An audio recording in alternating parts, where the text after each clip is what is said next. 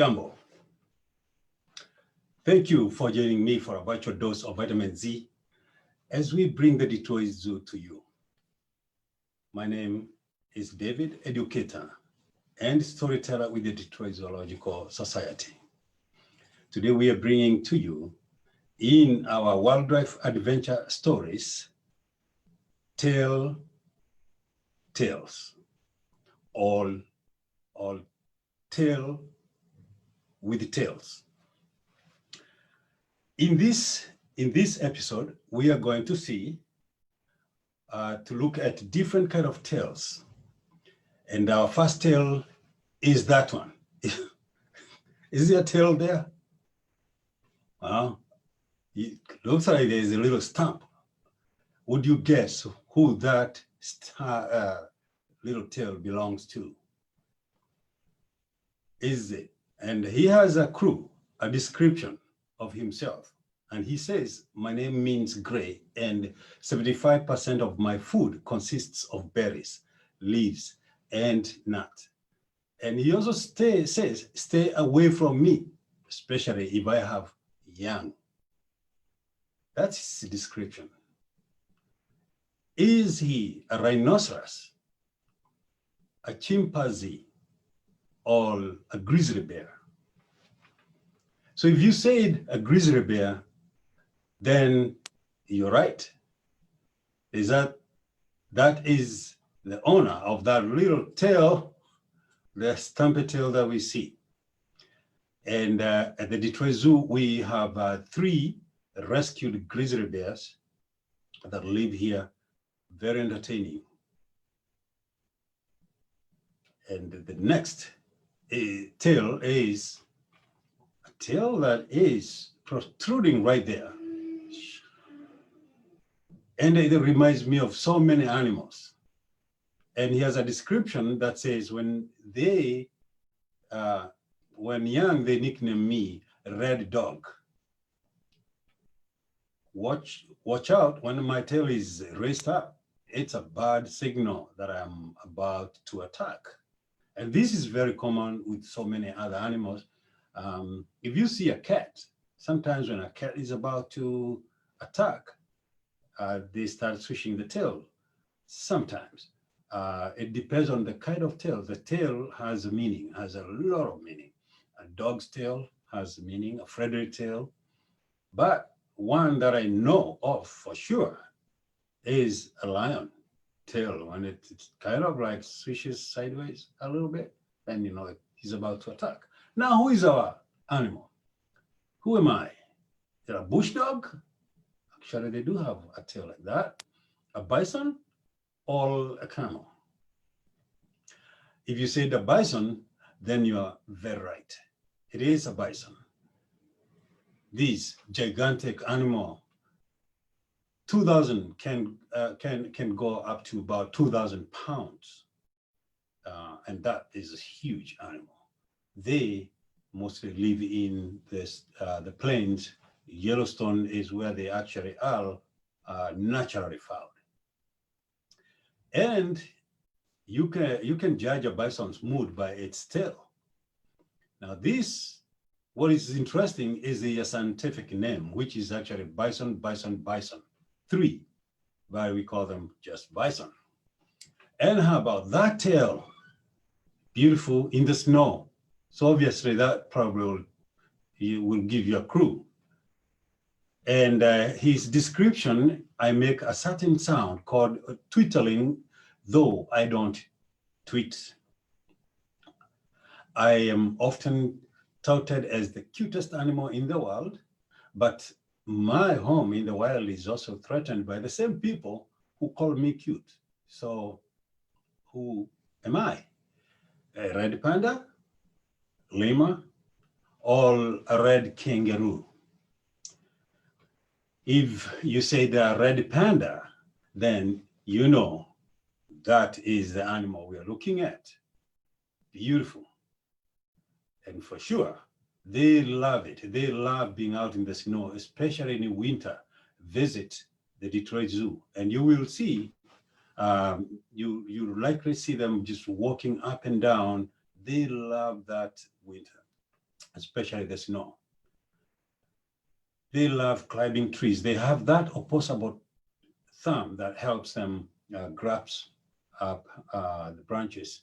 Their favorite food being the bamboo, even though the red panda is not associated with the giant panda, but they have a similar name brought together. Where they meet is food. They both feed on bamboo. How about this leg? Like, is it an ostrich? Is it? Let's see. He has a description and he says, I'm only found down under. Now, if you know what a down under, then you will know what I'm talking about. But I have relatives in the US in the form of opossum. Who am I then? A kangaroo, an adivac, or a warthog?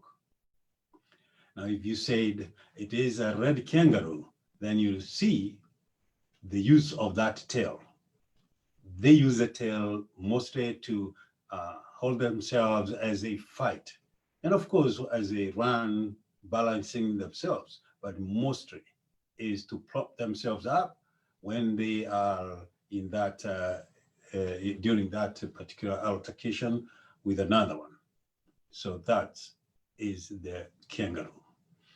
And now we have one that looks like beaded, like a beaded tail, has beads. And his description is, we are threatened in the wild and I am the largest of my kind. Am I a lemur, a zebra, a grizzly zebra, or a giraffe? Now, that probably would be easier, grizzly zebra. The grizzly zebra are found north of the equator, that is in the northern hemisphere, and mostly endemic in Kenya. And here they are threatened too. Actually, that's the only one place where they are well protected. Otherwise, there is not many left. The last count was not more than 3,000. So hence, here comes the Detroit Zoo that helps in conservation. So if you come to the zoo and you see the grizzly zebra, then you've got to know you're looking at a very unique animal, the largest of the zebras, the grizzly zebra. Now, that is a picture of that tail that is revealed in that photo.